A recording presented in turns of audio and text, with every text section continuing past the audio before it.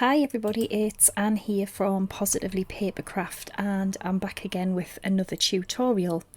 Now this tutorial, it's not about, disrespecting any stamp companies or craft companies. It's about buying these sort of beautiful floral stamps and never using them, which is basically what I do. I buy them and I don't use them, and the reason I don't use them is because I'm sort of terrified of colouring them in. So this is about just using them basically. Maybe it's easier ways to use them rather than, making them look like a sort of art, like an artist piece or whatever. So I've basically got some flower stamps. Use whatever you've got. And here I'm just stamping them on to some watercolour card. I've used Versamark and I'm just stamping them a couple of times because it's watercolour card, so obviously it's a lot more textured and grainy, so I really want to make sure that the images stamp. And like I say, use whatever flower stamps you've got. It makes no difference at all. The stamps I'm using in this clip are Honeydew stamps, and they're beautiful, but I think I've only used them once. So I'm just covering them with some white heat embossing powder, and then we're going to heat set that with our heat tool. Okay, so that's what I'm doing now. Okay, and I've just heat set them. Now what you want to do is whatever you use to watercolour, it can be inks, distress oxides, it can be anything. I've just got a little watercolouring set here, and I'm just wetting the card first with just a brush and regular water. Now I'm picking a blue colour. You can use any colours you want. I mainly go for blue and purple. And all I'm doing is just splattering that colour on top of the flowers, of the heat embossed flowers. I'm not really being careful, I'm just splattering them all. And then I'm just cutting away the two leaves that I'd heat embossed as well, because I don't want to have them leaves blue. I wanted them more of a green colour, so I've just cut them off there. But yeah, just keep splattering. Now I'm adding a darker blue, going in for a darker blue. And I'm going to do the same thing, just splatter that over. Now you can let them dry in between or use your heat tool, whatever you want to do, but it did dry pretty quickly, so I don't think I really had to use my heat tool actually.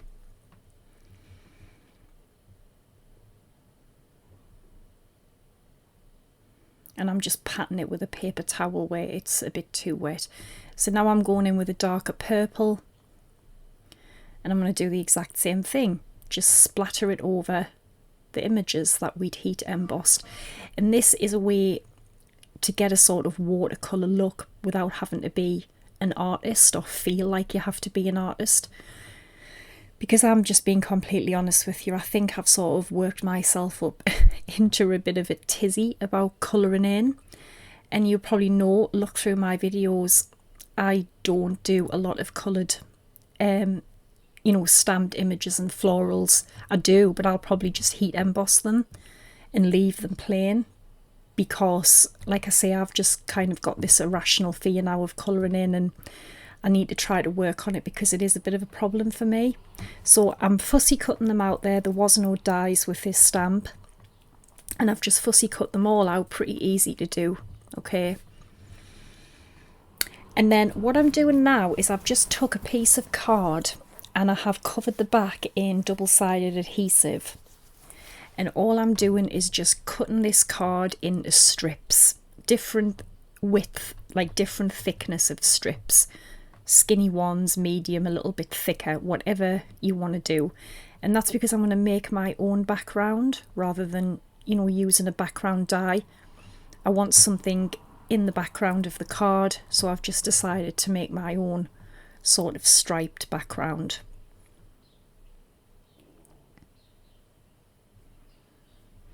And then I've got a 4 1/4 by 5 7/8 piece of white card, and I'm just sort of laying out here these strips, and then there's no pattern I followed particularly. I just laid the strips down, and whatever I thought looked nice, I just went with that. So a really easy way to get a background if you don't have, you know, a specific kind of background die or any background dies at all, just make your own.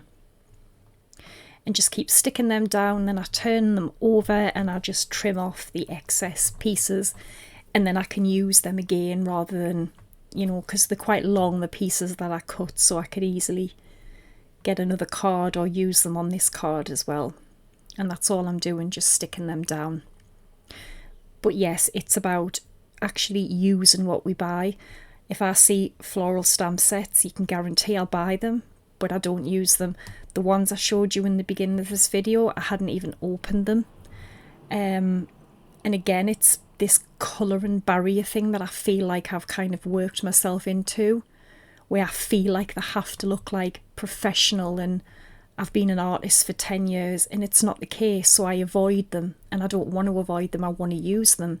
And I know that a lot of you will be the same as me. You'll buy them and you'll not use them for fear that you can't colour them in. So all I do here, I've stuck all of the strips down, I take the watercolour palette again, and I just use some of the black watercolour, and I just make some little splatters just to give it a bit more interest.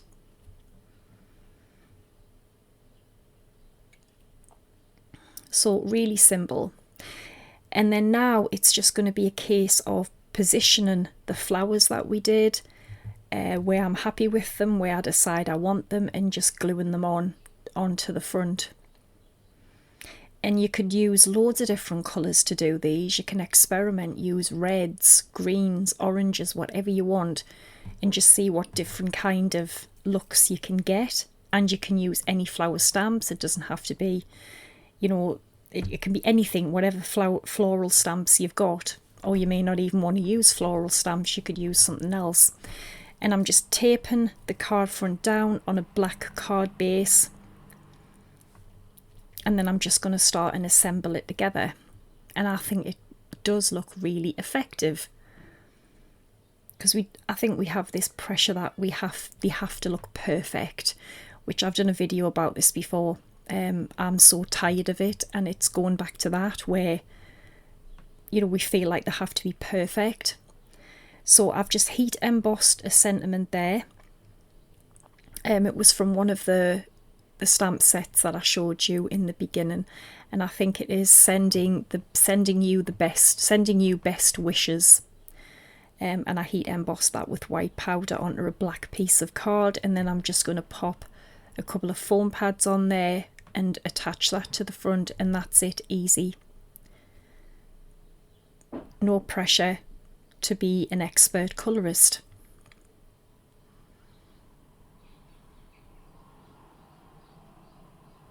So this next one, these are the Altenew stamps I used in last week's video, the Mother's Day card. This is the second time I've used these stamps, even though I've had them about 2 years. So I'm stamping them with Versamark on a piece of vellum. Just randomly stamping because I'm going to fussy cut them out. This stamp doesn't have matching dies either, but they're quite easy to cut out actually.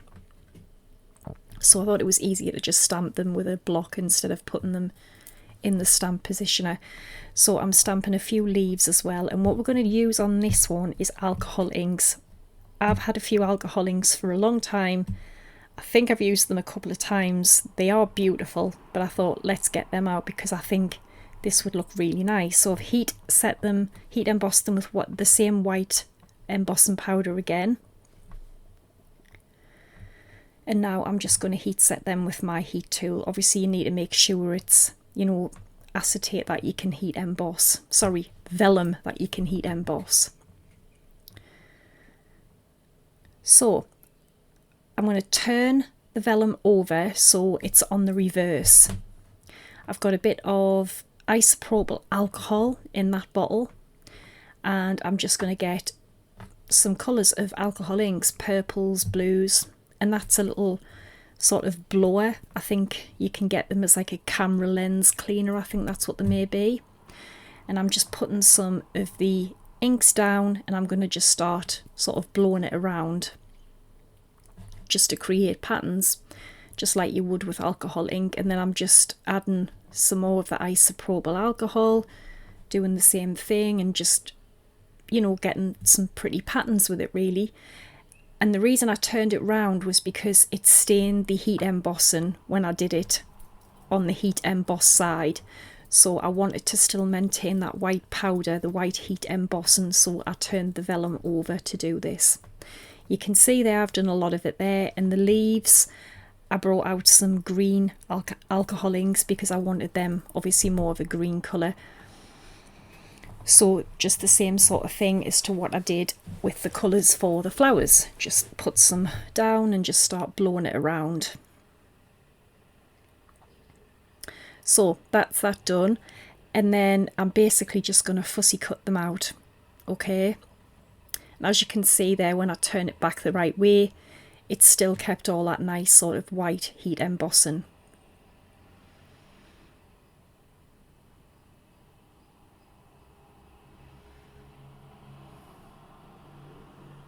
So just fussy cutting them out. And now that they're all done, I've got a card base again, it's about 4 1/4 by 5 7/8, and those white strips that we used before, I'm going to use them again, and I'm going to create like a sort of vertical effect. Last time I did it sort of on an angle. This time I'm just going to make the strips you know, like vertical. So again, just wherever you want to put them, I just think it's a nice way to create a background. So I've got all them stuck down, and then now it's just a case of arranging the flowers again, where I think they look nice, where I want them. I give them a little bit of a shape with a bone folder because I don't want them two-dimensional, but I don't want them, you know, just completely flat. And as you can see, they look so pretty. And it's so less daunting doing it this way than trying to colour in them perfectly when, let's be honest, we all just can't do it, and it's just the way it is. Probably wish we could, but we're not all artists, and you can feel a lot of pressure with card making that they have to look perfect and you have to be an artist, and it can be hard for people. So I want to use them, but I want to be able to do them simply in ways that I can actually achieve them. So there you go, I'm just laying them where I think, and then I'm just going to literally get some glue and I'm going to glue them down, and it's that simple. Again, you can, if you've got alcohol inks, you can use alcohol pens, you know, just sort of randomly put a bit of colour down and then sort of drop some isopropyl alcohol on them, and it will just give a very similar effect to the alcohol ink. So even if you don't have alcohol inks, you can still use this if you've got alcohol markers. Always know that I care. That's a little sentiment. I've heat embossed with white powder just onto some black card, and I'm just going to pop that in the middle of the card there, and I think that looks so pretty. So try that if you have alcohol pens or inks. Now this next one, I think this is really nice and so easy. I'm just showing you a couple of ones I've made. Again, stamp sets I've never used. So I've got some, I'm showing you there, they were the stamps that I used for them 2 cards. So this one here, beautiful, never ever used it. Loved it when it came out, and it's just sat in the packet. Again, the fear of colouring. So I've got my stamping platform and a piece of watercolour card, and I'm just going to wipe it with my anti-static bag, and then I am going to stamp that stamp onto it. Yeah, I bought this and never used it. Just it's so pretty, but you just look at it and it's just a kind of fear, and you think, well, yeah, but how am I going to make that? How am I going to colour that in? How am I going to make it look nice? I mean, I'm sure I'm not alone in this. In fact, I know I'm not alone in this. So popping some Versamark on, I do it a couple of times because, as I said before, it's watercolour card. I want to really get that stamped onto the card. I'm using my homemade stamp, like press tool, whatever you call them. I'll link the video for that actually if you haven't seen that. I really like this stamp tool that I made. It really does help you stamp them much better. So that's that done, and again I'm going to use the same white embossing powder. Really nice powder this actually, and the tub is huge. So I've done that and I just need to heat set it now.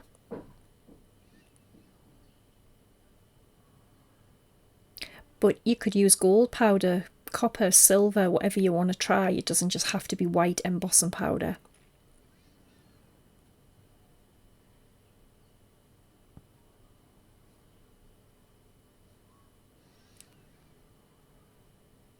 Now I've got Kitsch Flamingo and picked raspberry distress oxides. I can't even speak today. Right, the first one I'm going to use is the lightest colour, which is Kitsch Flamingo. Two sort of similar colours I've gone for, one lighter, one darker. Now you basically just want to cover this whole piece of card in ink. Put a lot on, you just want to really get it all covered. So just keep going, make sure it's, you know, nice and covered, and quite a thick layer as well. And just go over it as many times as you need to. Obviously it takes a little bit more with watercolour card, but you don't really have to use watercolour card even if you just have a thick card, because it's not like we're going to be soaking it. So, you know, if you don't have watercolour card, don't worry. I think the two cards I made weren't watercolour card the first time, so as long as it's a, you know, a decent thickness of card. And then I'm just going to keep going over it until I'm happy with the coverage.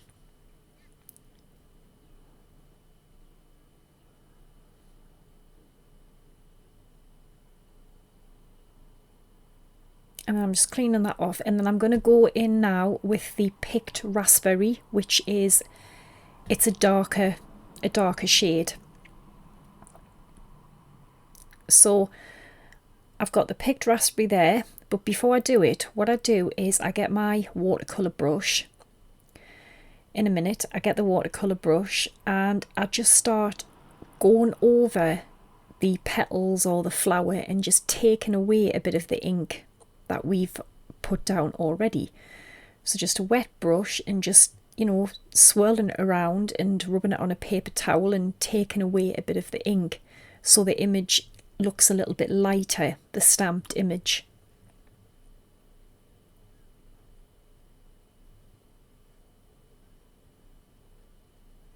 And you can see there it does, you know, it just looks a little bit lighter. And then with the picked raspberry, I'm going to pick that colour up, and then I'm going to start going over the flowers with that colour. So it's a sort of, you know, like a tone on tone. It doesn't dry as dark as these two colours didn't. The blue one I made when I showed you in the beginning, that did, but the picked raspberry and the Kitsch Flamingo, I don't know, maybe they're quite similar, but it didn't stay this dark, which was a shame. When it was finished, it didn't. But you will have colours that will, you know, just see what you have. Try it with different colours. It doesn't have to be the same colours. And that's all I did, just kept going over it with the picked raspberry to darken up the image. And then I'm just touching up the side of the card where it had sort of come off the ink with my, you know, sort of warm hands or grease or whatever. And I just went over it again. But the blue card I used salvaged patina and peacock feathers. And that worked really well. I used the salvaged patina to ink the image and the peacock feathers to colour in, and that did stay quite dark. So just attaching it onto a card base.